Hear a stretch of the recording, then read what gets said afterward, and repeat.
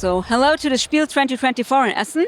I'm here with Parable Games, and this is Charlie, who has written a very cool RPG. Hello, Charlie. Hello, lovely to meet you.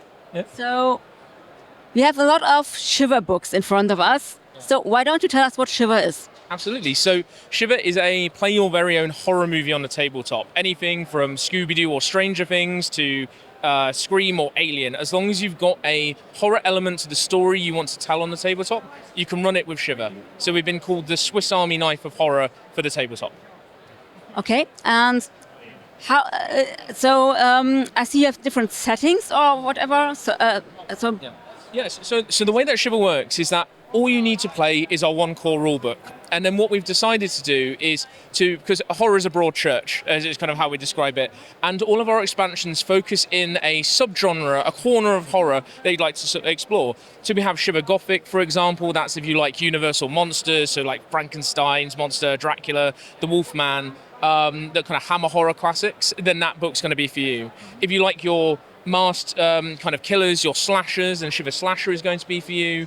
And if you want something that's a little bit more light, a little bit more, kind of pulp horror, a little bit more action orientated, a little low gore, high peril, then Blockbuster would definitely be for you. So we're trying to kind of cover as many corners of the horror genre so people can jump in with the core rulebook and they can play any horror movie they like. And then we're providing support for all of our expansions so you can kind of delve into the subgenre corner that you love the most.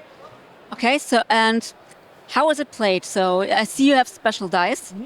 Yes, so the way Shiver works, it's a dice pool system. So the better you are at something, the more dice that you roll. So the bulk of your pool is made up of what we call skill die, these funky D6s. So every side of the dice represents an attribute that your character has. And the way that we like to phrase it is, how do you want to solve a problem? Do you want to solve a problem with your fists, by pure luck, through kind of charisma, using your brain and so on? And if you're really good at something, you get a talent die, where our talent symbol is a universal success for everything that isn't the strange skill. Because the strange skill can be quite spicy, quite important. If you want to turn into a werewolf, levitate a chair with your mind, resist fear. It's used for all of the skill checks that are kind of over the line of normality. So you're crossing over into the world of horror when you're using strange. And it's as simple as you pick a check. So say I wanted to kick down a door. As our director, our version of a game master, I'd say that'd be grit. I'd assemble my dice pool. It was many skill and talent die as my character kind of needs, and I'd be looking for the correlating symbol. So in that case, I'd be looking for fists, and I'd be looking for stars. And it's as simple as that. The beauty of having a non-numerical dice system, however, is something we call reading the knuckle bones. So say I rolled a load of smarts instead, as well as some strange. I could say, as the director, you run at the door, you kick it, stub your toe, take 1 damage. However, you notice a lump under the doormat and you discover a key that can open the door.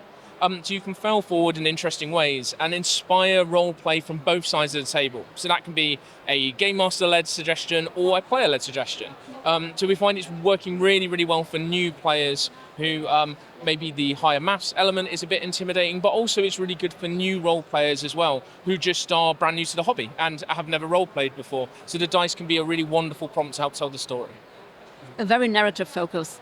Yes. So, for example, if you don't roll any of the needed symbols and you roll all luck, you can just, you just crashed through the door. Yeah, you crash through the door and you're extremely lucky. But the other thing in terms of there's always consequence when you roll the dice. So if, say we'll take that mixed success again, I solved it through smarts, but if I had a load of strange in the pool, that also has another effect. So on mixed successes or failures, engages our doom clock mechanic. So this is tracked on the back of the character sheet, but also on the front of our Game Master screens. And for every strange symbol that's present in a mixed success or a failure, it ticks up a minute on the clock. And at 15-minute markers on this kind of 60-minute clock, horror movie events happen. We call them doom events. So if we go back to our slasher movie example, 1:15, somebody cuts the power. 1:30, somebody sabotages the only escape vehicle. 1:45, you hear a scream, Camp Counselor Kenny is dead, so you lose a key NPC. And at midnight, your big bad, your enemy, so the slasher in this case, becomes a permanent stalking threat, so you can't get rid of. Yeah. That's when you start falling down the stairs, yeah. Yeah.